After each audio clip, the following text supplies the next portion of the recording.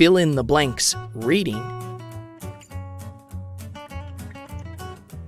common mistakes.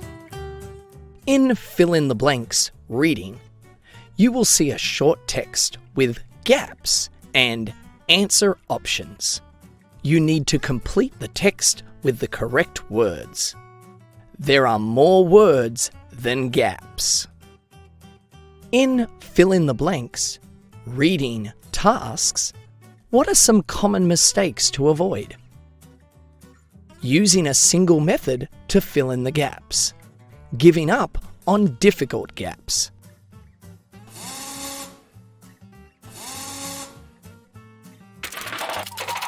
Let's look at these in more detail.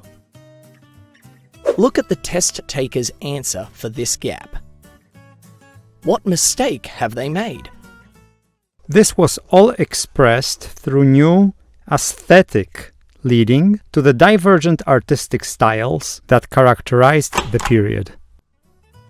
The test taker has only considered the meaning of the sentence. While this is a very important consideration, it's also important to check how the option fits in the sentence grammatically, and how the sentence fits with the text as a whole. To check that the option fits grammatically, use your knowledge of language by identifying the parts of speech, verbs, nouns, adjectives, adverbs, and the grammatical structures that the gaps require. Think about collocations, prepositions, word endings, conjugations. To consider how the sentence fits with the text as a whole, ensure you are aware of the main ideas and the topic progression of the text. It's a good idea to skim the text first so that you have this information.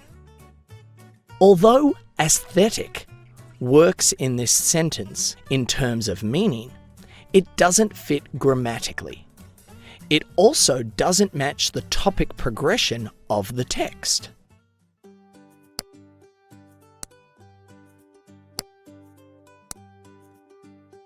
Listen to the test taker completing the task. What do you think is the problem? The inevitable result was an increase in surrounding art.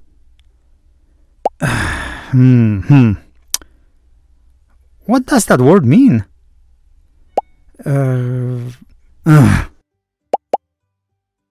I'll just put that one. They didn't try to understand the unfamiliar words next to a difficult gap. Gaps are often difficult because of the unfamiliar words around them. But by reading further and by thinking about the sentence and text as a whole, you can often infer the meaning of unfamiliar words. The test taker also spent too long on difficult words earlier in the task, so they had to guess the answer. Don't spend too long on one gap. Leave any difficult gaps until the end, when you have fewer answer options to choose from. You might be able to work out the answer more easily.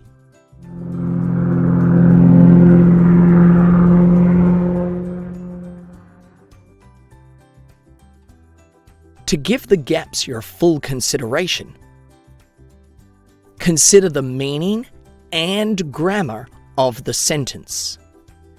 Consider how the sentence fits with the text as a whole.